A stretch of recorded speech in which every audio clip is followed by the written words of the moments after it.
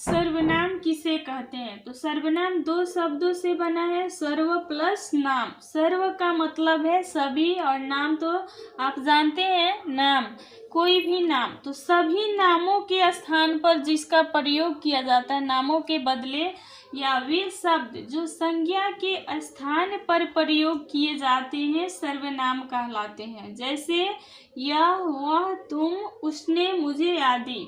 जैसे एक एग्जाम्पल लेते हैं, वाक्य बना करके, श्याम अच्छा लड़का है, वह प्रतिदिन स्कूल जाता है।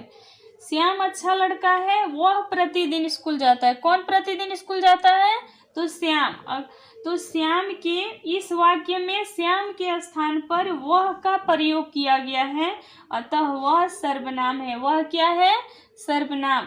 सर्वनाम का प्रयोग संज्ञा की बार बार हो रही आवृत्ति को रोकने के लिए किया जाता है। क्यों किया जाता है? कि संज्ञा की बार बार आवृत्ति ना हो।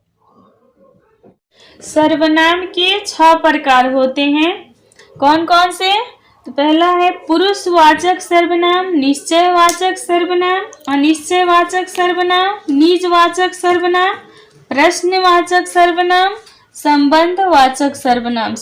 सर्वनाम के कितने भेद होते हैं? तो 6 भेद होते हैं। कौन कौन? तो पुरुषवाचक सर्वनाम, निश्चयवाचक सर्वनाम, अनिश्चयवाचक सर्वनाम, निजवाचक सर्वनाम, संबंधवाचक सर्वनाम, प्रश्नवाचक सर्वनाम। सर्वनाम के भेद को आसानी से याद करने के लिए इसे हम शॉर्ट में ऐसे भी याद करते हैं, अनाप,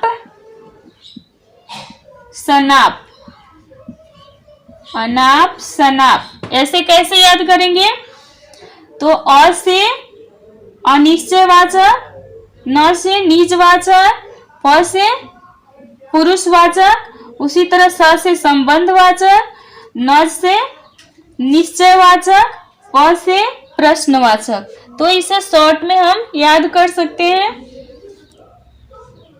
पुरुषवाचक सर्वनाम किसे कहते हैं? तो जो सर्वनाम बोलने वाले, सुनने वाले और अन्य जिसके बारे में कुछ कहा जाए उसका ज्ञान कराता है, तो उसे पुरुषवाचक सर्वनाम कहते हैं। पुरुषवाचक सर्वनाम किसे कहते हैं?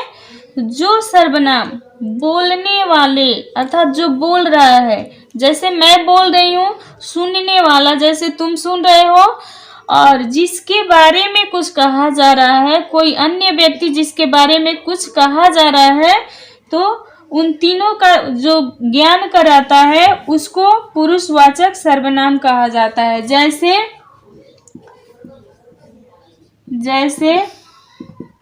उसने कहा कि तुम कल आने वाले हो।